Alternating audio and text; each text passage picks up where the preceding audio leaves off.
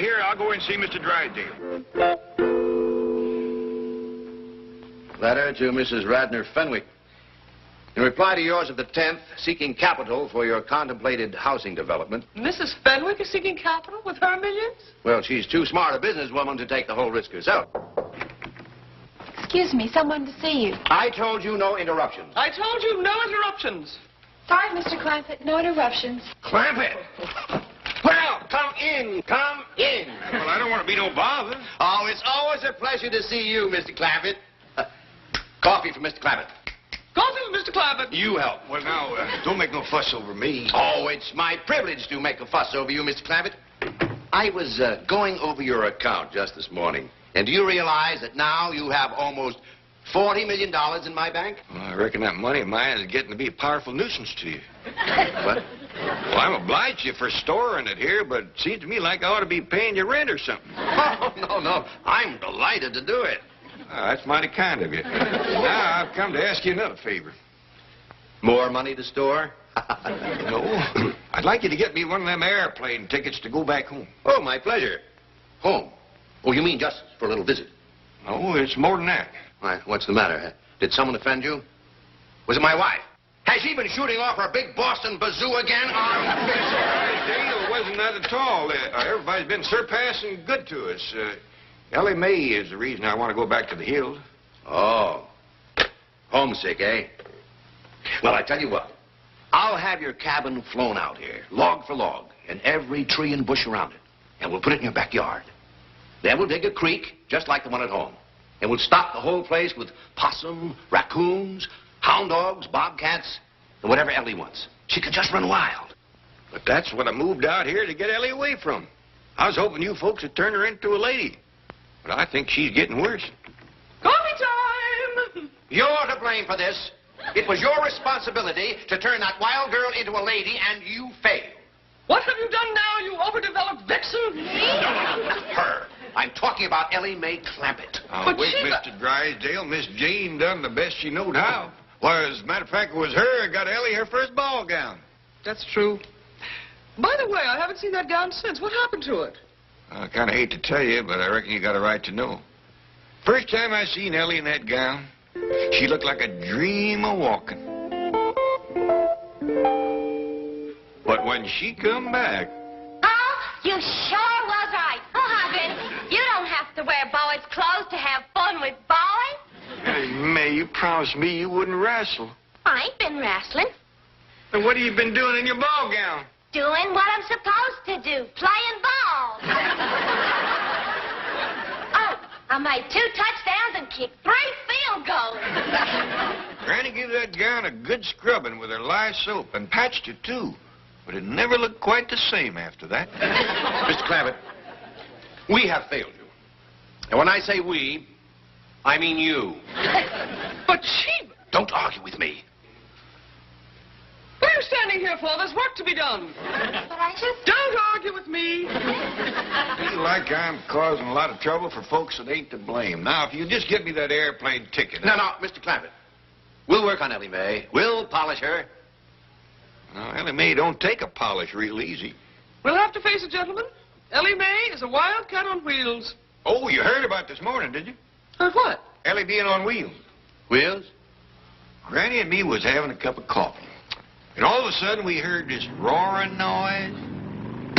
If that's Jethro riding his fire-spitting bicycle again, I'm going to take a hickory stick to him. Thank you, Granny. Want to go for a ride? Smelling polecats. That was Elly May.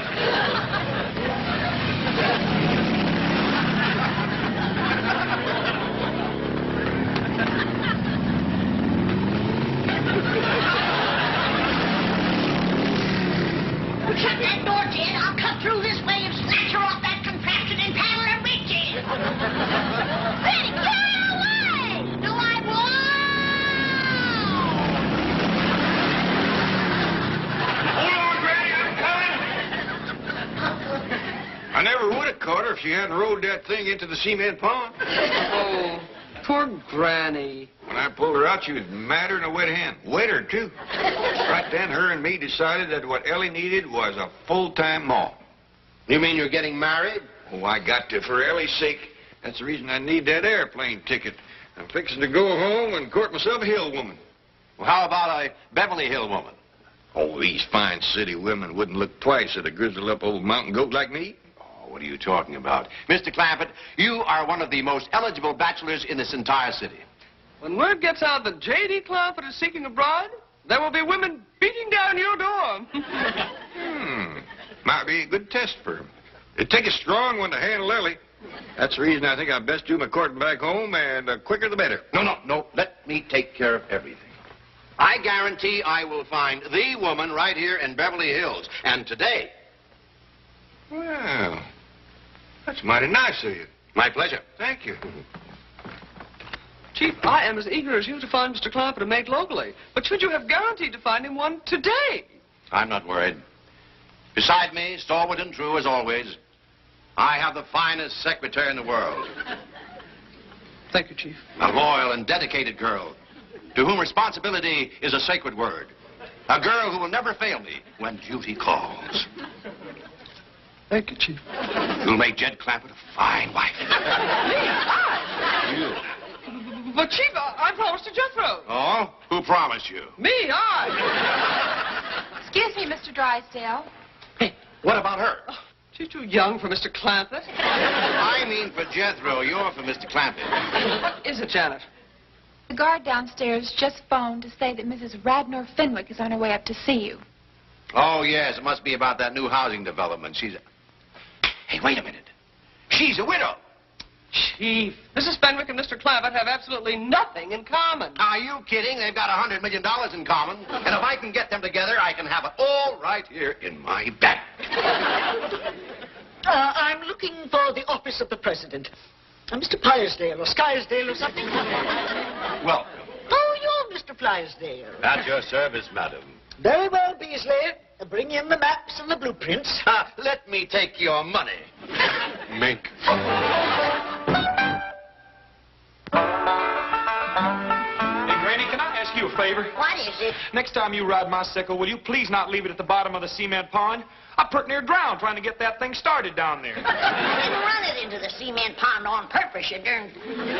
What is that? Well, this here's some of that store-bought courting candy I fetched for Uncle Jed. Praise be. The quicker he gets home and courts a good stout woman to tame that daughter of his, the better. Well, I think he's fixing to do his courting out here.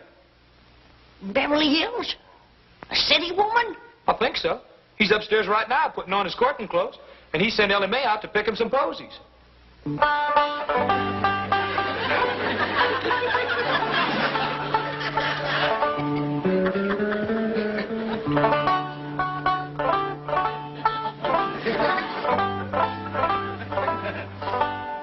Howdy do, ma'am.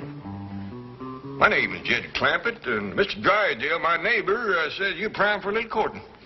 I brung the guitar, and if we can set in your porch swing out yonder, I'll take a crack at serenading you. Excuse me, ma'am. I ain't done no active serenading and courting in nigh on to 20 years.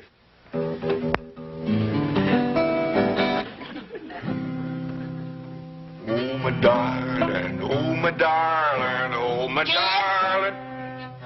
What's all this nonsense about you courting a city woman? Well, it was Mr. Drysdale's idea. Well, it ain't worth shucks. City women is spoiled rotten. Mr. Drysdale's going to cull through a bunch of them and trot out the best of the lot. All they think about is smearing themselves with beauty grease, fancy-smelling renderings. Why, if you was to hug one of them, she'd squirt out of your arms like a broom pit. Well, at my age, I don't figure to do a whole heap of hugging. What do you mean, your age? Why, you're a fine figure of a man. A heap too good for these Beverly Hills society women. Jed Clampett speaking. Oh, howdy, Mr. Drysdale. You got any prospects for me? Indeed, I have. Ever hear of Mrs. Radnor Fenwick of Fenwick House? Fenwick, Fenwick? Oh, yeah, that's the Widow Fenwick. Got the skinny daughter named Cynthia. That's the one. And she's very interested in you, Mr. Clampett. Very interested indeed.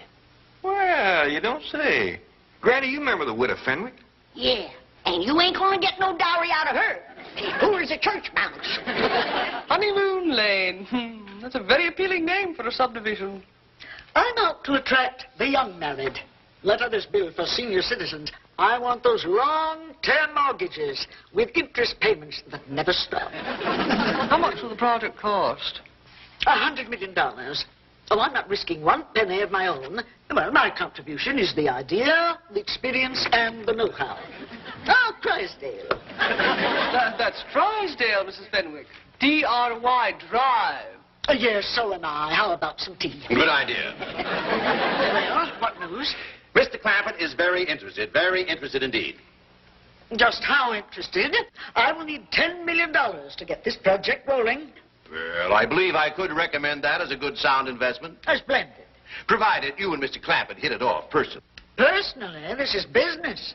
Well, Mr. Clampett is that kind of man. And it is important that his family like you, too. I've no time to socialize with those eccentric hillbillies. I have here my general contractor's license. I'm ready to start bulldozing. Mrs. Fenwick, both you and I know that those first $10 million are very hard to come by. Oh. Very well, but remember one thing. I control this honeymoon lane venture. I'm not having anyone tell me what to do with their money. Jed, I still say that you ought to go back home to do your courting, where the woman could bring you a dowry. You can bet dollars to dumplings that Widow Fenwick ain't going to come through that door leading no big fat sow. Well, now, Granny, a dowry ain't everything. The widow's got experience. She raised a daughter of her own. You remember Skinny Cynthia? I do. Here's your courting candy, Uncle Jed. Oh, thank you, Jethro. Put it in the truck and put my guitar in there, too. Quick as Elly fetches my flowers, I want you to drive me over to the Widow Fenwick's. Is that who you're going to court?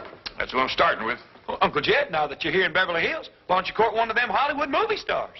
Well, if things don't work out with the widow, I might just ask Mr. Drysdale, can he fix it so I can meet Lillian Gish? Maybe even Mary Pickford. Now you're talking dowry. I bet you that Mary Pickford is good for a herd of milk cows and a barn full of setting hens. Look out, Granny! Here comes Elly with my flowers. There's your flowers, Paul. Jed, I don't care who you court, but get to courting. I'm going to need help with that young'un and need it fast.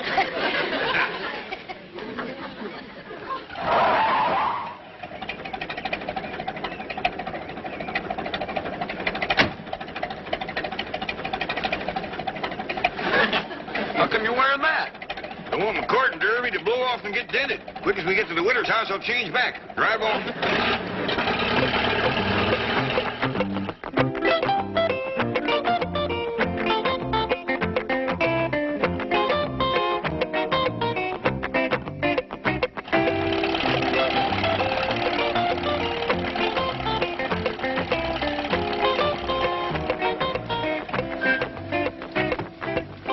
Appears like they still living in this little house. Still got the name on it, big as life. Yeah? Poor but proud. Hey, Uncle Jed, I got an idea. How about me going inside with you and courting Cynthia while you court the widow? I don't hardly think there's room in that little house to do double courting, Jethro. I'll tell you what. You come in and say howdy, and then take Cynthia for a walk, leaving the widow and me alone. I get you on. You want to do some sparking, huh? Widow Fenwick? Anybody home? Widow?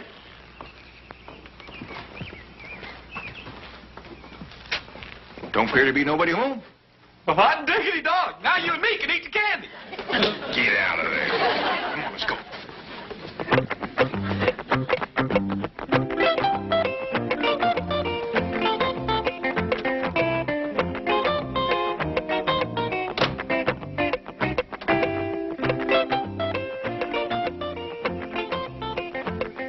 Do you wish the mink, madam? No. I think it's better psychology not to appear too affluent in front of these hill types. However, I will take blue chip. Ah, Helms always makes such a good impression. Wait in the car. I'll telephone if I need you. Very good, madam.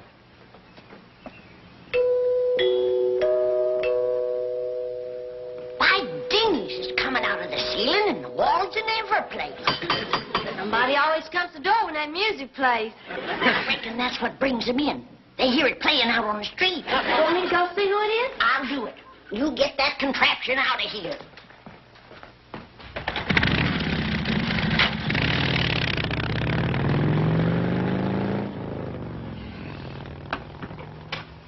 Well, Widow Fenwick, come in. How do you do? I see you managed to scrape up a dowry. Little lamb, ain't he? Oh, indeed he is. Well, he ain't much. But it shows your heart's in the right place. Come on out to the kitchen and we'll commence fattening him up.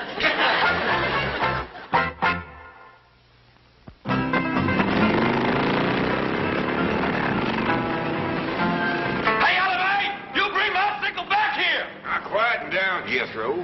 Looks like we got company.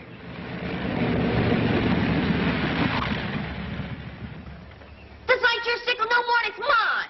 'Tis so. It ain't neither. His. Hey, you want to wrestle? You. Now, hold on, both of you. I don't want no more of that kind of talk. Jethro, you put that sickle in the shed and get this truck out of the way. Yes, sir. Elly May, I want a word with you. Yes, sir, Paul.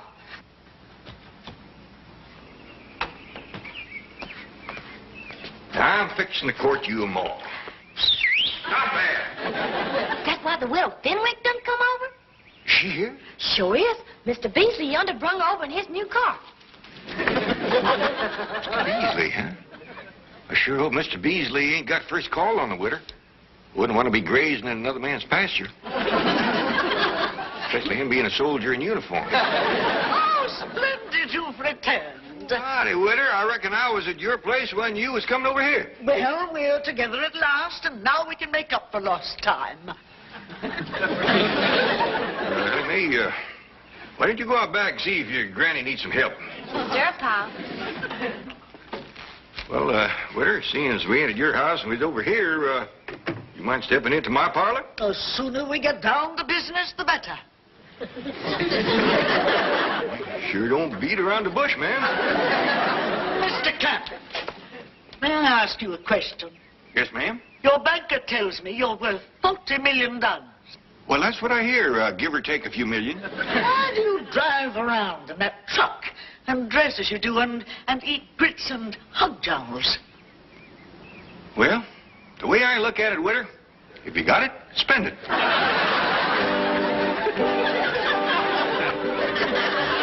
All right. Thank you.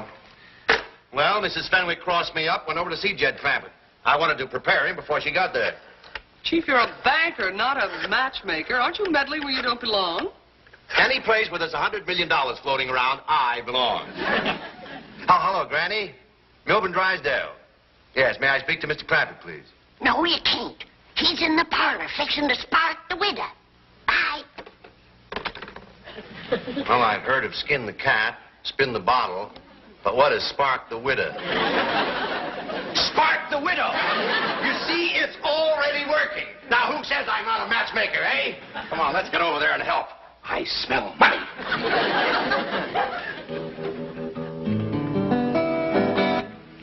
Now. Mr. Clampett, what are you doing? Can't we get to my proposal? Well, ma'am, I kind of like to tune up, sing you a song or two first, kind of get you in the mood. I'm in the mood. Sorry, but I ain't. When I go to court, I always like to build up to it gradual. But you're not going to court. I ain't? No, there's no need for that. Once we reach an agreement, my lawyer can handle everything. Don't that kind of take the fun out of it? Mr. Clampett, I am not in this for fun. Now, look, I'll put my cards right on the table. You are the man I would like to have come with me into Honeymoon Lane. Well, thank you, ma'am. That's mighty flattering to an old goat like me. Nonsense. You have what I'm looking for. So now, what is it? Yes or no? Well, you kind of got me pushed into a corner, Widow. I thought I was going to be the one to do the asking, not the answering. Well, ask away. I have nothing to hide. But what are you in doubt about? Your banker likes what I have to offer. Dun & Bradstreet have given me their highest rating. And the city engineer has approved my construction. Ma'am, I ain't doubting them, but them's things a man kind of likes to find out for himself. Clampett, I'm sorry to rush you, but time is money to me. There are several very wealthy men in this town that would jump at my proposal like that. But I like you. Now, I have the license, and I have the heavy equipment. Yeah, I reckon you do. All right, then. If you'll just answer yes, we can get started on Honeymoon Lane today. Now, what do you say? Widow, ain't you being a mite pushy? Darn tootin' she is. And if she's this pushy, flat-busted broke, thinks what she'll be when she gets her hands on your money. Did I hear you use the term broke in referring to me? I did. You might be as proud as a peacock, but you're as poor as Job's turkey, and you know it. My dear, quaint little woman, I am Mrs. Radnor Fenwick of Fenwick House. That home alone cost me $3 million. For that little place? Widow, you got slicker. Look out, I can't stop! Elly May, you have done ruined that door.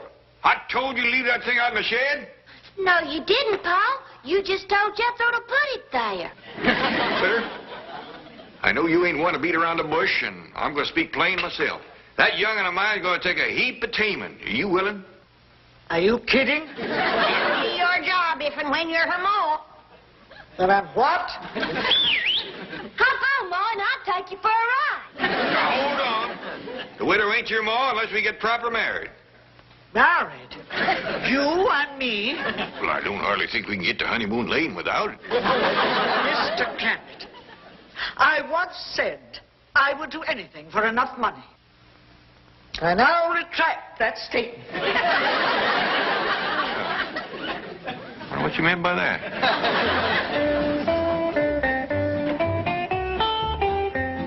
Mrs. Fenwick is still here. That's a good sign. She and Jed must be hitting it off. Ah, Mrs. Fenwick. Out of my way, dry pail. Did something go wrong? Everything. That hillbilly untouchable wants to marry me. Me! You can't blame him, Mrs. Fenwick. You're a ravishingly beautiful, devastatingly seductive woman. You are intoxicated. Just a minute, Widow Fenwick. Oh, my darling, I almost left you come to my arms. I'm sorry, Widow. I just don't think we'd hit it off. Here's your dowry back. Widow Fenwick, sometimes the happiness we're looking for is right in our own backyard. Now, you take Mr. Beasley there. Thank you, I shall. Quickly, Beasley, take me home. Oh, it's just all so confusing. Kind of a skimpy dowry, but don't set too much store by that. How long you been in the service? 15 years, sir. That long, huh? Well, maybe now with a good woman behind you, you'll soon have some stripes on them sleeves. World of happiness to the both of you.